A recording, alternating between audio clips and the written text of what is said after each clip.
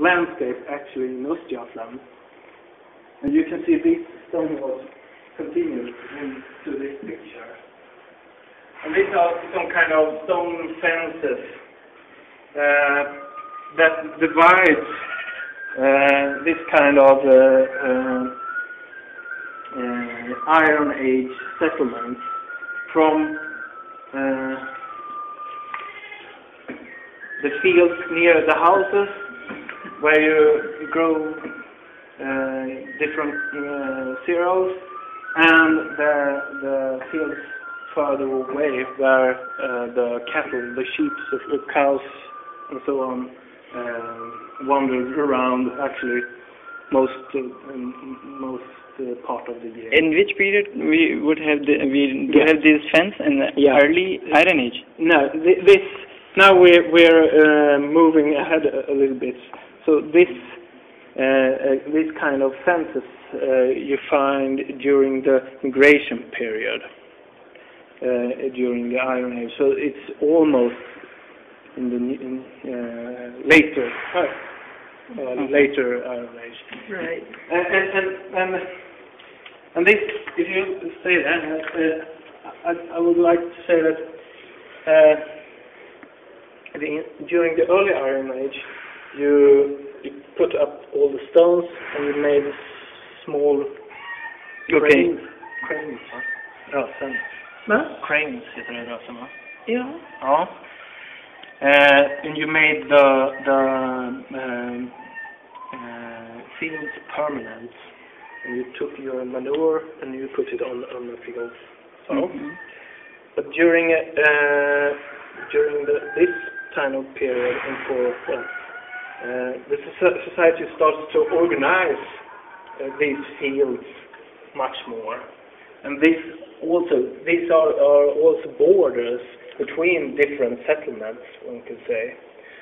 So during migration period and so forth in the Iron Age, the society is getting more regularized, more systematic, and you also see in the grey material, we'll see later today, also again it's important to show that legacy to the land and in big burial mounds. And that, you can say, these stone walls actually, one could say, is the beginning of what later would be the Viking society, Viking Age society, because this is a kind of structure that starts during the Iron Age. And one question, I don't know, Yeah. like maybe silly, like when we have the period or the sense of tribes in the society, in which period we have the sense of making the tribes? As a tribe, if you different tribes and chiefdoms, I think you see as two different things. Tribes is more equal set of group, and chiefdoms, there you have the chief and the head of the group, so to speak. So the tribes are more during the Neolithic period and the collective thinking period, so to speak, and during the Bronze Age, the chief and the chiefdoms arises, and those we can see continuing during Bronze Age and early Iron Age, and then during the later part of the Iron Age, there's a shift. The settlements, many settlements, just disappear, and we find the new settlements around these areas where the Vikings and Middle Ages, the villages from the Middle Ages are placed. When you say disappeared, that does it mean they moved from one place to another, or they just or there may be some natural causes, natural disasters? What does it mean? That's a typical scientific question. Why does something happen? So And that's also a debate in archaeology. Why all those settlements that has those settlements, many of them have a continuity from late Neolithic through the whole Bronze Age and a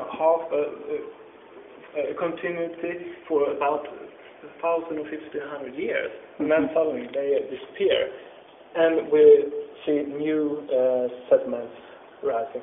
Yeah, perhaps there's a shift in politics, in identity, perhaps, or there is a crisis. Also, all these explanations you could use, depending on what kind of ways, thinking tools that I showed you. You place on this, the way you explain what's happened. But a common way of thinking of this is that during the later Iron Age and during the Roman Iron Age and the migration period. The migration period is something that exists also in the rest of Europe, and there's some kind of political turbulence. And that's also what we see up here in southern Scandinavia. So it's part of the movement of... Yes. One can see that, because now suddenly something that's called weapon graves emerges. Earlier I talked about the iron graves, that they were so poor, but later then, during the migration period in the Iron Age, we have some weapon graves, and that's not. There's a few people in the society that have to get these weapon graves, and that shows some kind of power, of course. And around these graves, the settlements are organized during this period. I want you to show you one thing. Today we're going to look at some of these in a place. There are no stone fences where we're going to go, but there are some small stone settings, some small graves. And this is some kind of settlement grave fields. And I talked about that some of these settlements has a continuity from the Bronze Age and through the early Iron Age, and that's what we will see today on one place. And so you have to imagine then the roads and the settlements are in the near area of the graves that we'll look at today. So, if you want, you have about 10 minutes now just to stroll around here, or if there is any more questions. So. I have a question. Yeah.